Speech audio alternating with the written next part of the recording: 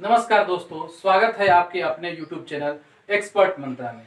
आज हम लोग रियल नंबर से जुड़ा हुआ यानी वास्तविक संख्या से जुड़ा हुआ एक और टॉपिक अंक गणित का आधारभूत प्रमेय यानी फंडामेंटल थ्योरम ऑफ अर्थमेटिक के बारे में पढ़ेंगे, जानेंगे, समझेंगे तथा इससे जुड़े हुए प्रश्नों को भी इसी वीडियो में हल करना भी सीखेंगे। तो आइए समझते हैं कि यह प्रमेय क्या कहता है, इस प्रमेय का कथन क्या है। यह प्रमेय कहता है कि यानी इसका जो कथन है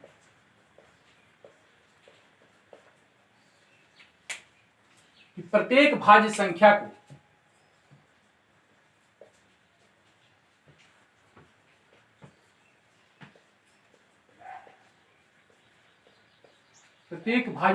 को अभाज्य संख्याओं के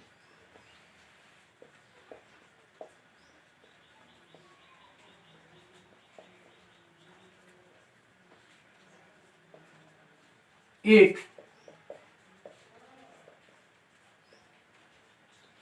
गुणनफल के रूप में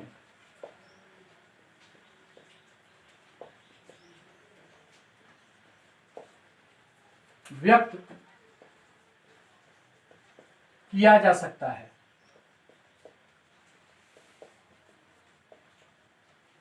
तथा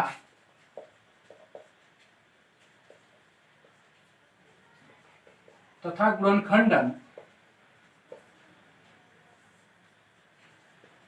अभाज्य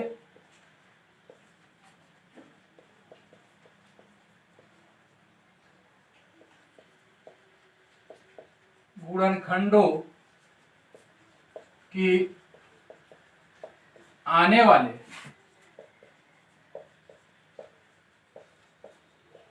क्रम के बिना अद्वितीय होता है।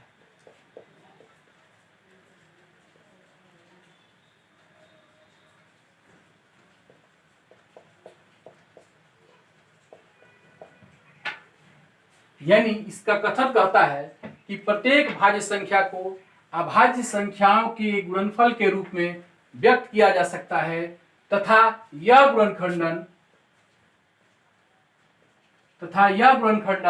अभाज्य गुणनखंडों के आने वाले क्रम के बिना अद्वितीय होता है। तो सबसे पहले हम ये तो हम लोग पहले से जानते हैं कि भाज्य संख्या किसे कहते हैं और अभाज्य संख्या किसे कहते हैं। जैसे 50, तो 50 का यदि हम लोग गुणनखंड करें तो हमें यह प्राप्त होगा कि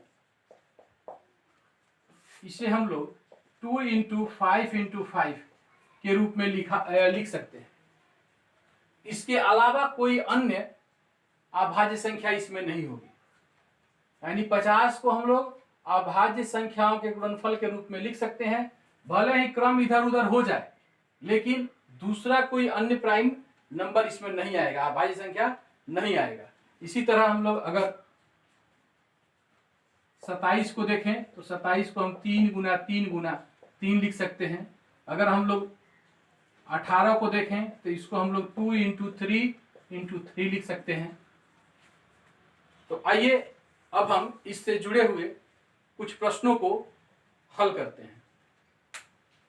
प्रश्न है कि दर्शाइए कि किसी प्राकृत संख्या n के लिए 4n के प्रसार का अंत 0 पर नहीं हो सकता। यानी 4 का पावर n का अगर प्रसार किया जाए तो उसका अंत 0 पर नहीं हो सकता, यह हमें सिद्ध करना है। जैसे हम लोग जानते हैं कि 4n का अगर प्रसार 0 पर होगा, जिस चीज का प्रसार 0 पर होगा उसका एक गुणनखंड 5 निश्चित रूप से होगा।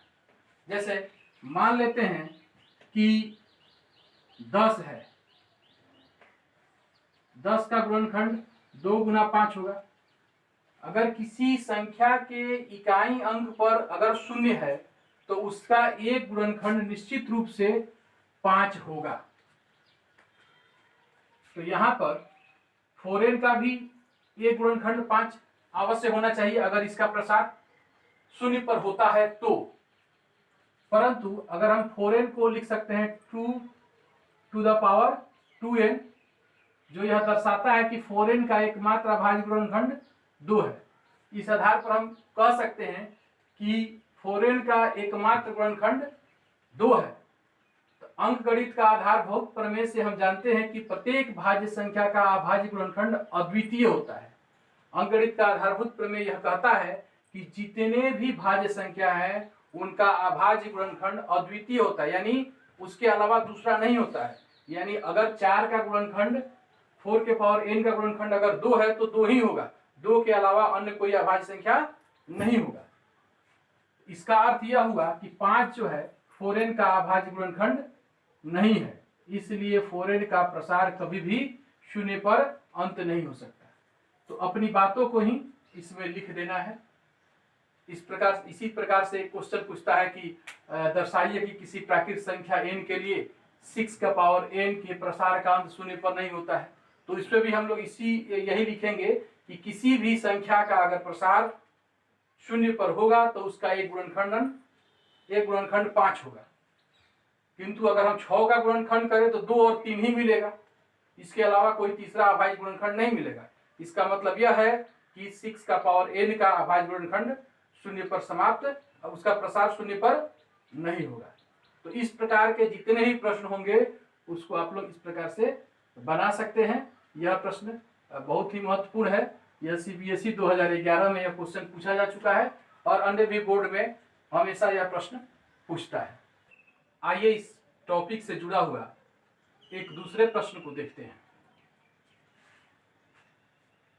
काफी सरल यह प्रश्न है। अभाज्य गुणनखंड द्वारा 36 तथा 84 का HCF तथा LCM ज्ञात कीजिए। ऐसा क्वेश्चन बोर्ड के एग्जाम में काफी पूछा जाता है। तो चलिए इसको सॉल्व करते हैं। हम लोग 36 का फैक्टर निकालेंगे और उसके बाद 84 का।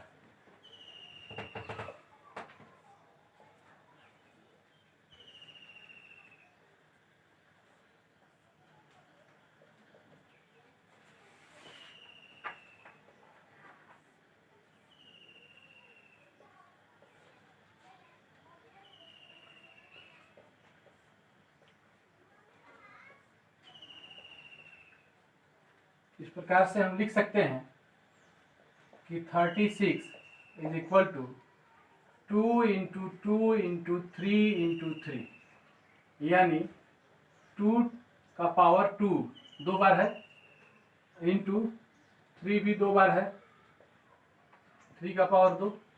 उसी प्रकार से 84 को हम लिख सकते हैं 2 गुणा 2 गुणा 3 गुणा 7 बराबर ये हो जाएगा 2 का स्क्वायर गुना 3 गुना 7।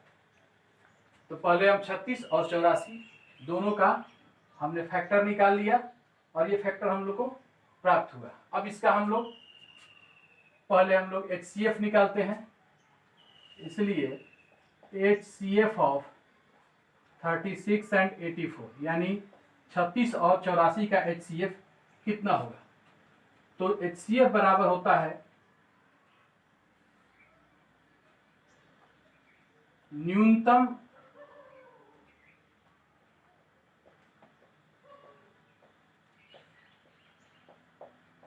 घात वाले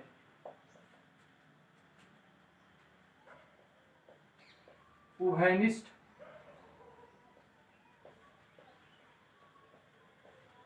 पदों का गुणनफल।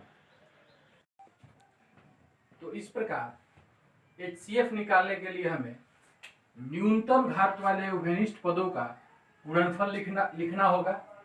तो यहाँ पर उभयनिष्ठ क्या है, दोनों में 2 उभयनिष्ठ है और दोनों का पावर 2 ही है, यानी न्यूनतम घात 2 ही है। और उसके साथ 3 भी उभयनिष्ठ है और 3 का सबसे कम पावर 3 का पावर 1 है, यानी 3। यानी इस प्रकार से 2 2 जा 4 इंटू 3 12 हो जाएगा, यानी 36 और 84 का HCF 12 हो जाएगा। अब इसका LCM हम निकालते हैं। LCM of 36 and 84 is equal to हो जाएगा, इसमें हम लिखते हैं कि अधिकतम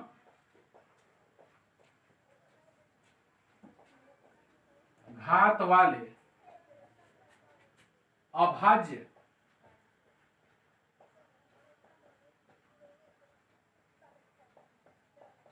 गुणनखंडों का गुणनफल। इस प्रकार एलसीएम निकालने के लिए हम लोग अधिकतम घात वाले अभाज्य गुणनखंडों का गुणनफल को लिखेंगे। तो इसमें अभाज्य संख्या 2, 3 और 7 है, तो 2 का अधिकतम घात 2 ही है, 3 का अधिकतम घात 2 है और 7 का अधिकतम घात 7 है। जब इसको हम लोग मल्टीप्लाई करेंगे 4 इंटू 9 इंटू 7, यानी ये हो जाएगा 36 इंटू 7, 7 छक 42, 4 7 तिरिका 21 और 4 25, 252। इस प्रकार से हम देखते हैं कि इसका HCF 36 और 84 का HCF 12 हुआ तथा 36 और 84 का LCM 252 हुआ। यह प्रश्न CBSE की परीक्षा 2011 में पूछा जा चुका है। अन्य बोर्ड के परीक्षा में भी यह प्रश्न पूछा जाता है। तो आपके पाठ्य पुस्तक में इस तरह के जितने ही प्रश्न होंगे आप लोग उसको बनाने की कोशिश कीजिएगा। अब मैं आप लोग को एक सवाल दे रहा हूं जो अभी मैंने पढ़ाया उसी से रिलेटेड है। इसको आप लोग बना करके और कमेंट कीजिएगा। अभाज्य गुणनखंड द्वारा 126 तथा 156 का HCF तथा LCM ज्ञात कीजिए। यानी आपको 126 का तथा 156 का HCF और LCM ज्ञात करके मुझे कमेंट बॉक्स में बताना है। इस प्रकार आज का वीडियो यहीं समाप्त होता है। अगर यह वीडियो आपको अच्छा लगे तो अपने दोस्तों के बीच शेयर कीजिएगा, लाइक कीजिएगा और कमेंट कीजिएगा। धन्यवाद।